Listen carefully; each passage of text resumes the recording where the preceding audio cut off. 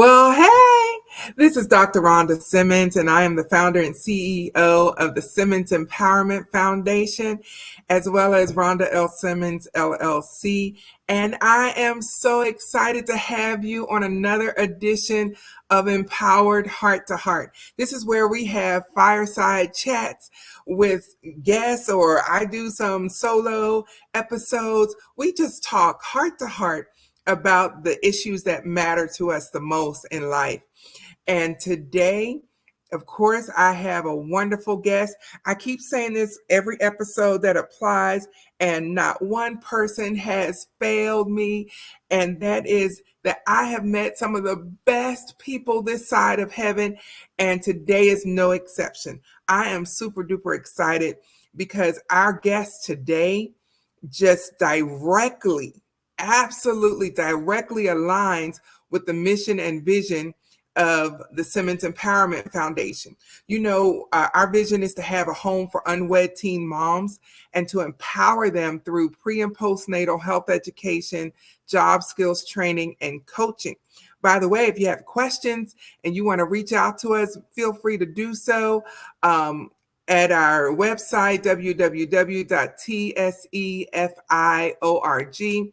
Our office number, our email address are on the screen as well. Or if you're on social media like the rest of the world is, so are we. Facebook, Instagram, LinkedIn, and Twitter at TSEFIORG, no spaces. And that's just the acronym for the Simmons Empowerment Foundation Incorporated. And so you can always reach out to us, or even if you're interested in being on our show, reach out to us and let us know. And there's a pre-qualification application that, you know, is just how we do things. And if you qualify, then we'll definitely set aside some time for you to be on the show. In the meantime, for our episode today, you want to make sure you like, comment, and share this video. If you're watching our YouTube channel, also make sure you subscribe to it and hit the notification button so that you'll be notified every single time I post a new video, because I'm telling you, you don't want to miss a single episode. If you're listening to our podcast, make sure you share this episode with a friend, because I'm telling you, it will resonate with you and you don't want to miss it, and you want your friends to be a part of something great. And so on our show today, I'm super excited because I have our guest, Mrs. Tiesha Bryant. She is the parent healer. Yes, you heard me correctly, the parent healer. And we're going to find out more about that in just a moment. But Tiesha is an author, she's a speaker, and she's a licensed master social worker. That is so cool. And as the CEO of We Have a Purpose Incorporated, she provides essential prevention and intervention services to at-risk families. I'm looking forward to talking to her. You see why I'm excited about this particular episode?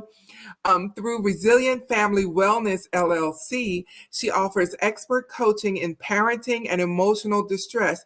Here's what I know. I don't think, and I don't recall hearing that when mothers give birth to their babies, out comes the baby, immediately followed by a handbook on how to raise your child. Haven't heard that one yet. And so, as a new parent, even if you're a repeat parent, you need some help. Well, it sounds like Tiesha Bryant is the person you need to talk to. She is a graduate of Florida A&M and Troy University, and she is from Pittsview, Alabama, and she balances her roles as a wife, mother, and leader, all while empowering families to overcome adversity and thrive. And so I am so excited to meet this great woman. Hello, Tiesha. How are you? Hey, I'm great. How you doing? I am excellent. I am so glad to have you on the show today. Man, your background is fire. This is Thank exciting. you. Thank you. Thank you. I am definitely excited to be a part.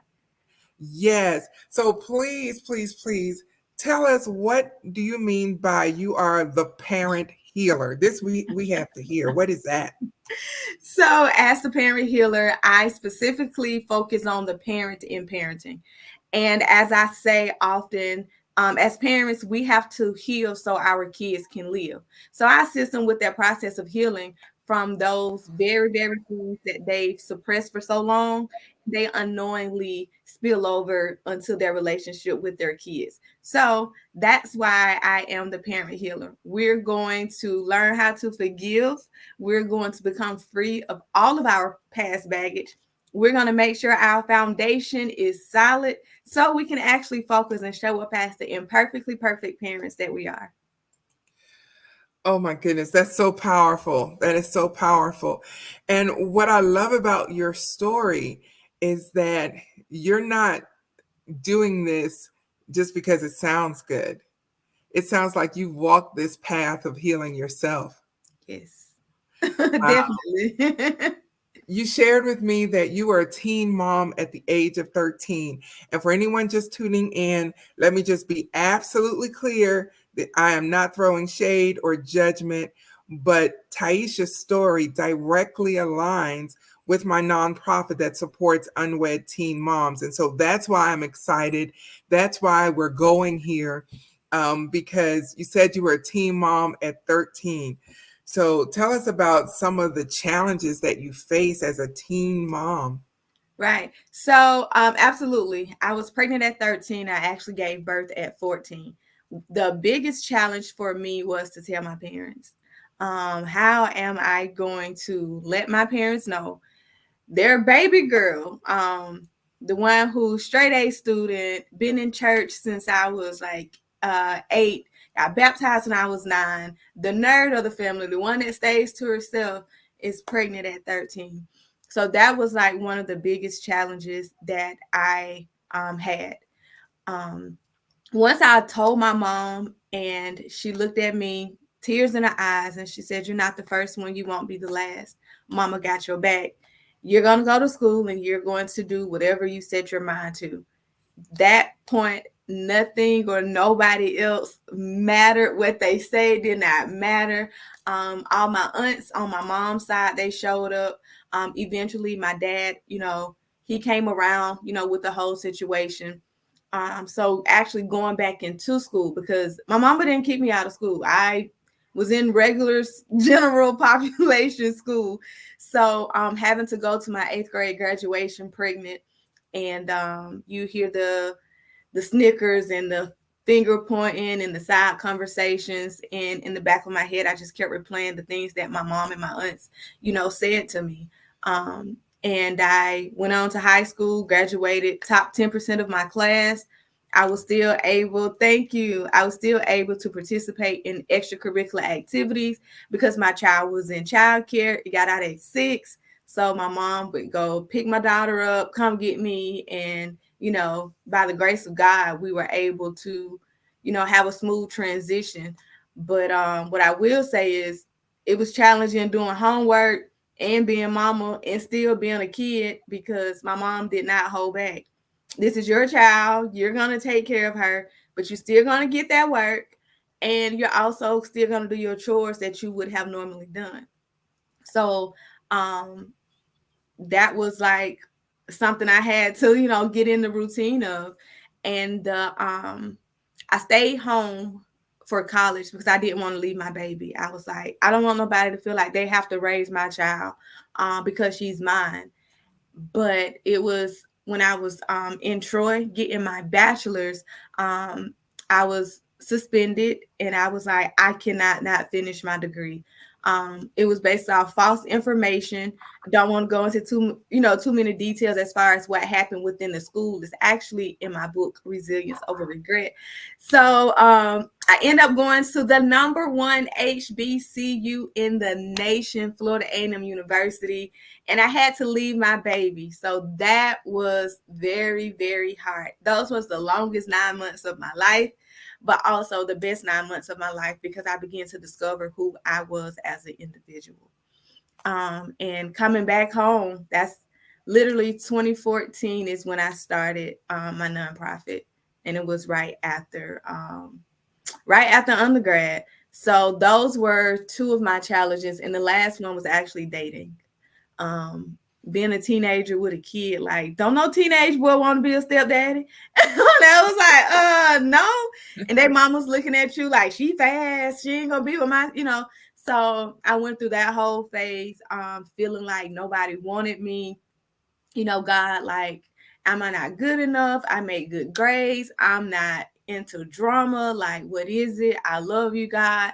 And like, nobody want me. So I had pretty much like given up on like love, but I was still in like little different situationships where you would hear all the promises of y'all being together and you falling for it, and it never really comes to fruition. And it was October 2015 I met my now current husband, and it was literally God sent. So those were the biggest challenges that I faced as a teen mom. Wow. That was a whole sermon. Listen, That was. what they say, that'll preach. Yes, ma'am. Yes, ma'am. On so many levels. Oh yeah. First, hats off to your mama.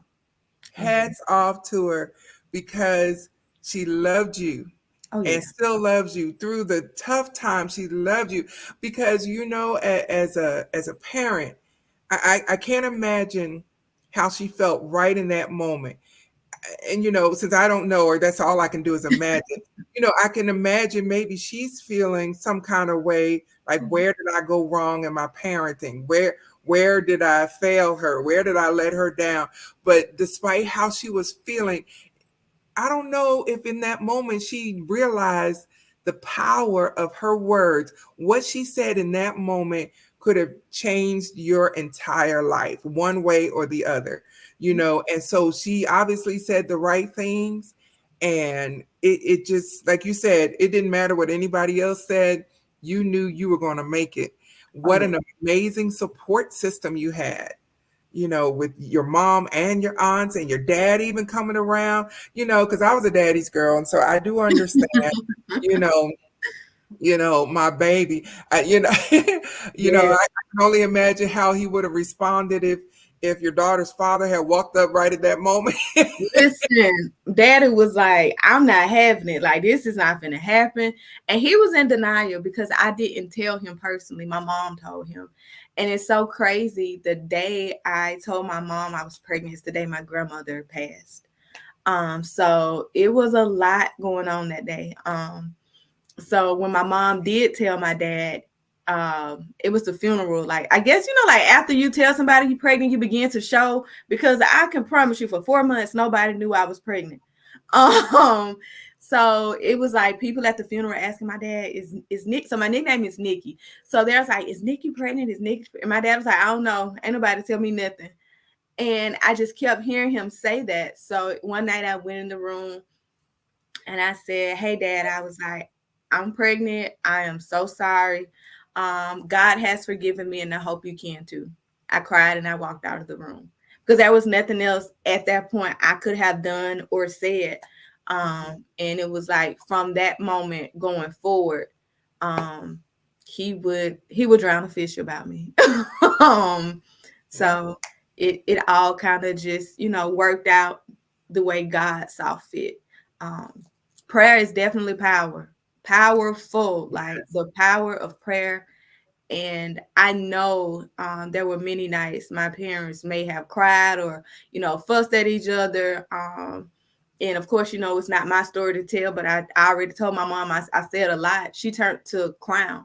Like, my mama would drink a fifth of Crown on the regular to try and you know handle the pain that she was enduring. And it was one day I stopped seeing the Crown bottles come, and we were back in church like we never left. And her support just continued to Thank you. increase. Thank you. And it was literally God's grace. That's wonderful. That's wonderful. And two things. I heard you mention that you wrote a book. Yes. And what's the name of the book? So the second book where I actually have like my tell-all is Resilience Over Regret. And that's basically my journey as a teen mom, my faith, love, and family. So in that book, I talk about the homelessness we experienced. I talk about my parents divorcing, the molestation, and how, God actually sent me my husband and trying to blend families. So Yeah. Wow. Wow. Wow, this story is even bigger than I thought. This is this wow. You know, I heard that word regret because um that is the foundation of why well, I should say it's the connection, Right. and my why for doing my foundation is the regret piece. And you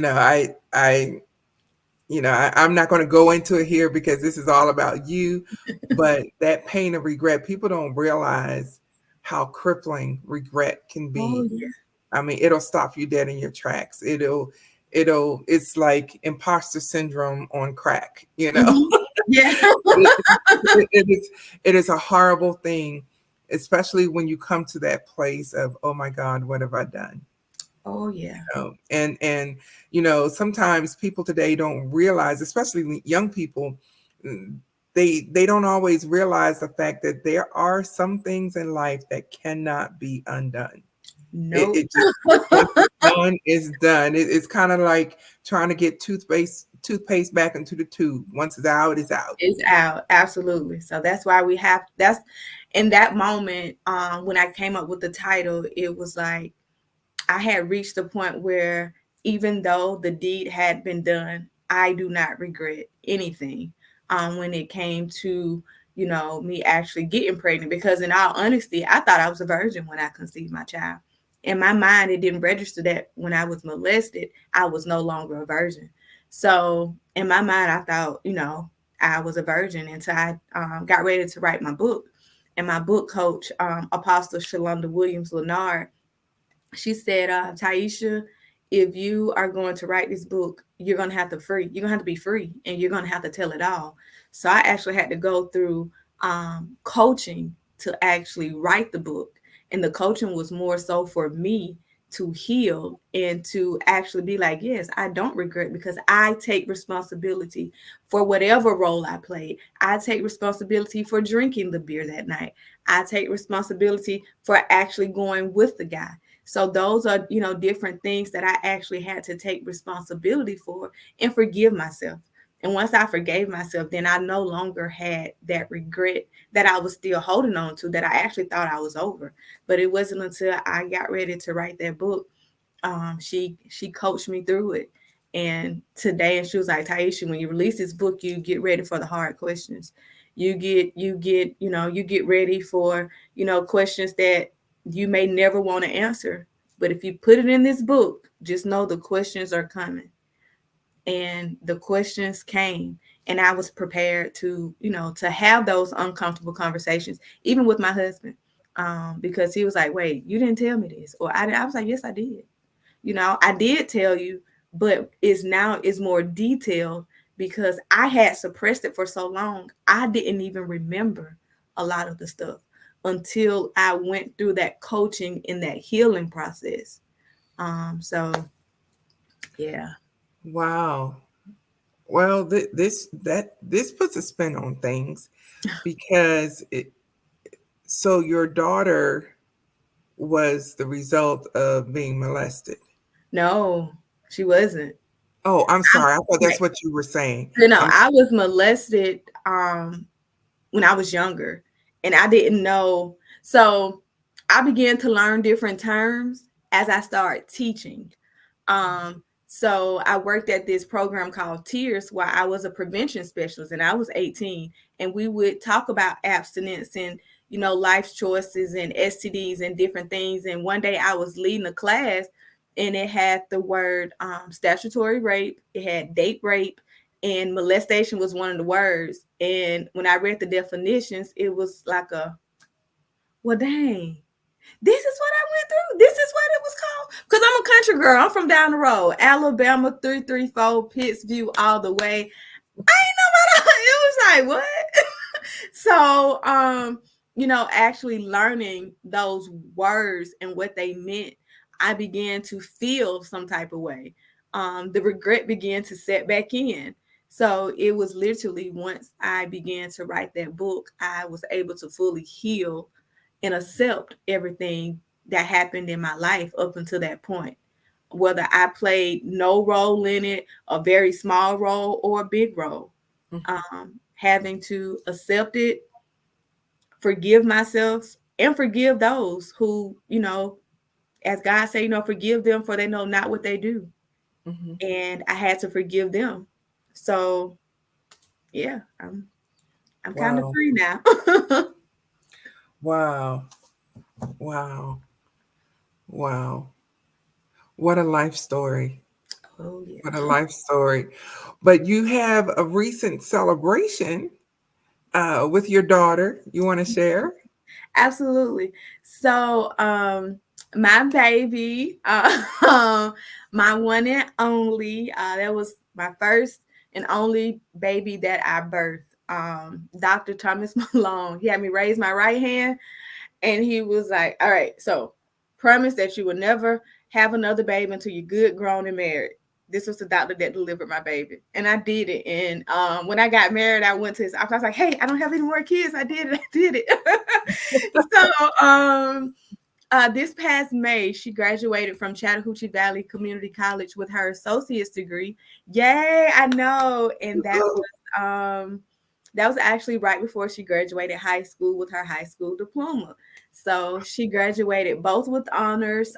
She's a phlebotomist, all while in high school. And on my mom's birthday, August the 16th, I dropped her off for college. And I Oh, know. And at 33, I am an empty nester in the phase of my life calling rediscovering me. oh my goodness, fantastic. I tell you, only God knows how to turn things around in your life and, Yes, dry your tears and forgive and restore and just abundantly bless. How exciting. yes, That is yes, so exciting. Taisha, you have such a powerful story. No wonder you're a master social worker. And, yes. wow, that is amazing. And so was it your life story that led you to choose that particular career path? Yes, to a certain degree. So my mom's been in the medical field all my life. She's always helped people. I've always seen her help people. I've always helped people. And I knew I didn't want to be a nurse because I didn't do blood, throw up, and all of the gross stuff. So I was trying to find something aligned in the medical field. So I initially was going to be, I wanted to be a pharmacist until I saw a lot of things that my cousins were going through. They were in foster care. Well, they were involved in Department of Human Resources, DHR, with DFACs and all of that. So they would come to us, and we would try to help them out, put them in better situations. And I knew, like, okay, I like this part right here. And working at Tears at 18 as a prevention specialist, I had a lot of kids who were basically the same age as my little sister. We're like, I was teaching her classes about abstinence and, making good decisions. And some of them will pull me to the side and we having counseling sessions. And I was like, I need the paper to go with what I'm doing so I can get paid a little bit more than what I'm getting paid. So I was like, social work is the field. And I'm able to do any and everything. I've worked in medical. I've worked at a hospital as a social worker. I even with my nonprofit, where I actually partner with the Department of Juvenile Justice, working within the schools to provide counseling and prevention specialists for different kids who go through bullying and truancy. Um, and every child I get, guess what I do? I have to work with the parents because there's no way I'm going to just work with your child and put them back in the same environment, because at the end of the day, it's the person in the environment. So I have to treat the whole environment. So while my interns are working with the kids, I am healing the parents, hence the name, the parent healer. So Oh my goodness. yeah, so that's how I'm able to continue that whole social work thing. But I absolutely enjoy the coaching aspect of parenting. because a lot of times when people hear social work, they think, oh, she just come to take my kids, and the stigma behind social work, but we are so much more. I've never had to take anyone's child. I never worked at DHR. I've always been about bringing families together, making sure the parents healing so the babies can live and not have to live through their parents' trauma as secondary trauma. So that's like one of the main things I do with my nonprofit. And I knew I couldn't have my nonprofit in my coaching, so I had to do them separately. And anytime my nonprofit needs someone to show up for parenting, then Resilient Family Wellness, Tiesha, the parent coach, shows up.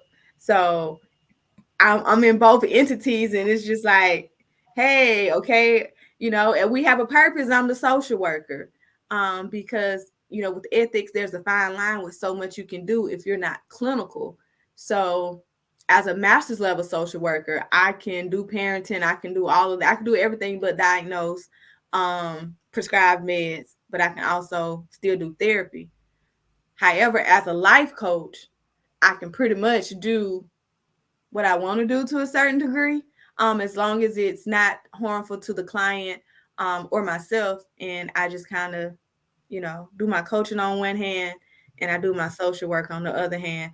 But all in all, I show up as me. I show up as whoever God need me to show up at that moment with that client is who they get. Tiesha, we have so much in common because I have a nonprofit just like you. I have an LLC for my coaching, just like you, to separate the two. And so I get it. Wow, this is exciting. Um, just super exciting to talk with you today. And so, like you said, you're an empty nester now at 33. Oh my goodness, you look like a teenager yourself. Um, and You. so, what's the plan now that you have all of this freedom? Ah, right. So no more Friday Night Lights. My baby, she danced and cheered her entire high school career. So I'm at every game, traveling. Now I am focusing more so on my husband, on our relationship, because blending families has not been easy. Even as the parent healer, I was still trying to heal pieces that I didn't know need healing. And with my husband, I coming from two different backgrounds, it was a lot of differences. So now that she's out of the house, now it's like we're going into our 7th year anniversary. And just, thank you. November 11th will be 7 years. So just keeping, our relationship fresh, keeping each other first and just getting back to our why. So while still doing that, working on me, rediscovering who I am outside of, being that teen mom, having to make sure this appointment is set, going to this game, doing this. And a lot of things that I've done in life has always been because I got to make sure baby girl is straight. I got to make sure, she has a real model and not a role model. So though that would never change, now it's time for me to just step back for a minute and see, Taisha, what do you like? Like, what do you want to do? And I have these 2 babies. We have a purpose in Resilient Family Wellness. And it's like, so what's next? And I found a love for speaking. Like, I absolutely love speaking. I love coaching. I love sharing my story. I love sharing, you know, love the gospel of Christ. Like, I actually love hosting. I actually hosted my I call her my tea mommy, but my spiritual mom, Apostle Shalonda. I hosted her book release, What If God Is All of Us? And I had a ball. It was like I had my own TV show. Like, it was so fun. I was like, I can see myself doing this. So, just getting into those different things, you know, just what I like.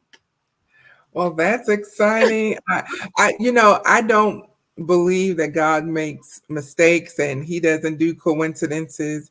And so I know that God ordered our meeting and this time of sharing, and I am so thankful to you. for the time that you have shared and all that you have shared, and sharing your heart with us. And if anyone wants to reach out to Tiesha, her website is on the screen, www.tieshanbryant.com. And for those that are listening, I'll put it in the description of the podcast rather than going through the whole spelling of everything now. But I'll put it in the description of the podcast. You want to reach out to her, whether it's for a speaking engagement or you want to find out how you can heal as a parent so you can bring your best parenting self to your children and to your family. It's so important. I am convinced, Tiesha, that the enemy is and has always been uh, trying to destroy the Oh, family unit. oh yeah. Um, all the way back from the Garden of Eden. He's just been trying to destroy the family unit because that will spill over into every aspect of society. And Absolutely. and that's how we end up with so many dysfunctional families, dysfunctional people, dysfunctional relationships because the healing has never taken place. And in our culture, people are just now kind of, sort of, maybe accepting the That fact mental that. health is a real thing and we need therapy. Thank you. You knew exactly where I was going. That is exactly what I was going to say. Because back in the day, you're not going to put my business out in the street. Because You what know, happened in our house stays in our house. yes, yes. And we have got to get away from that because that kind of antiquated thinking causes dysfunctional children to become dysfunctional adults. And it Yes. spills over into their relationships. And it's just a generational curse that not only began, but we perpetuate it when we Mhm. don't take time to address those needs. And so I appreciate you for all the work that you're doing. Thank you. And I pray that God not only blesses your work, but He causes it to expand beyond what you are thinking, beyond what you may have even dreamed. I pray that God will cause it to expand and to grow and to prosper where He sends it. Because it is so needed. I've been in ministry for over 30 years. I've been in education for 15 years. And that's why I have, two different sides like you, with the coaching and the nonprofit and all of that. And I've drawn this conclusion that there is so much involved in the word ministry. People Oh, have this misconception that it's all about preaching behind the pulpit and you know receiving tithes and offerings and all of that. But in my opinion, um, the hardest part is actually living the ministry that you preach. And because the listen. preaching, people go to school for that. Mhm. And I'm not knocking Bible colleges in any way. Education is important, and having the right skill and knowing how to lay out a sermon and all of that is important and everything. I get it. Um, but when the sermon is over, how are you living? You What that know, heart look like? yes, What yes. What that is going? heart look like? Are y'all really loving people? Are y'all only loving people when y'all in the pulpit? Are y'all loving people when y'all just, sitting on that first row, with y'all white suits on? Like, are y'all really loving people? And a lot of times we don't. Because a lot of time in the pulpit is a whole bunch of judgment. We don't preach Absolutely. love. We don't teach love. We preach sin and we preach us to be fearful of God. But why? God he's a gentleman. He's not going to force himself on us. He's not man and he shall not lie. So if we did everything in love, because that's the one true commandment, love your neighbor as yourself, then why did we get away from the truth? I'm just Amen. saying, Amen. I'm just saying, like, Amen. I'm right there with you. And people are coming through our doors in the church with issues, oh with yes. real serious issues. Mm-hmm. And I believe that if God sends them to us, then He will equip us with Yeah. how to pastor them, how to disciple them, and above all, how to love them. Yes. And God will use us if we allow him Mm-hmm. to be that healer that they need and to find that healing that they need, so that they can be whatever God has called them to be. And so it's so important to me, um, how we disciple people, because ministry is people. Oh yeah, And absolutely. if preachers don't have that understanding, then they need to turn in that certificate that they got and go back and start over. Try again. Yeah, they missed that lesson. Yes, the most Ministry important is one. people. Yes, Most yes. important one. And so, Tiesha, it has been an absolute joy to spend this Yes, time with you. And thank you, thank you, thank you. thank you. And if you will just hang out just for a moment while I wrap up the show, Mhm. then I'll get right back to you. Okay, no problem. Thank you so much for having me on. It has been my pleasure to speak to your audience. I pray something I said today resonated with you in some form or fashion. And parents, please, please, let's heal so our kids can live. And know that I love all y'all because I can. And there's nothing you can do about it. I love it. I love it. Thanks so much, Tiesha, and Thank I'll be you. with you in just a moment. Didn't I tell you? Didn't I tell you? Yes, I did. Oh my goodness. What an impactful, empowering time in this episode today. I'm telling you, it's just, Tiesha spoke things near and dear to my heart. It's so wonderful to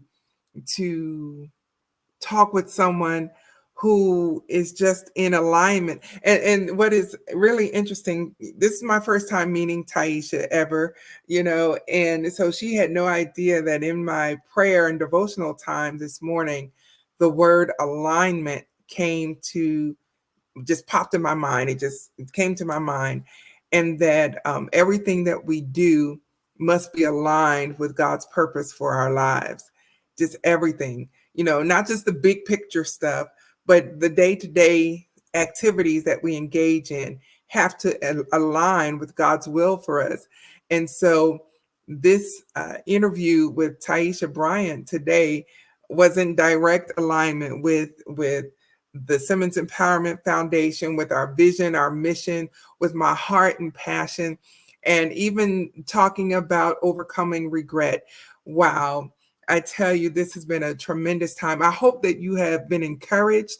I hope that you have learned something today. And most of all, I pray that you have been empowered to become all that God has destined for you to become, and that you will realize that you do not have to live in a state of regret, in a state of complacency because of your regret, because you feel like you've done too much, seen too much, experienced too much to be anything of usefulness to God.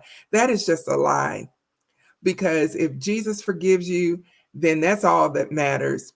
And so you've got to make sure that you are somehow, in some way, moving past the regret.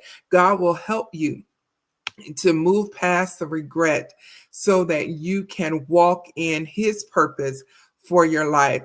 Make sure that you reach out to us. I'd be so glad to hear from you, to hear your reaction to this specific episode. I believe that it was God ordained. Reach out to me at our website, our email address, or even call our office to let us know what your impression was about this particular episode. I'm super excited. Tiesha Bryant, remember that name because I believe you're going to hear it again. She is a great young lady, doing a great work, and she's not going to come down or stop doing it for anything. And so I appreciate her. And until the next time, be blessed, be encouraged, but most of all, be empowered. And I'll see you again on Empowered Heart to Heart.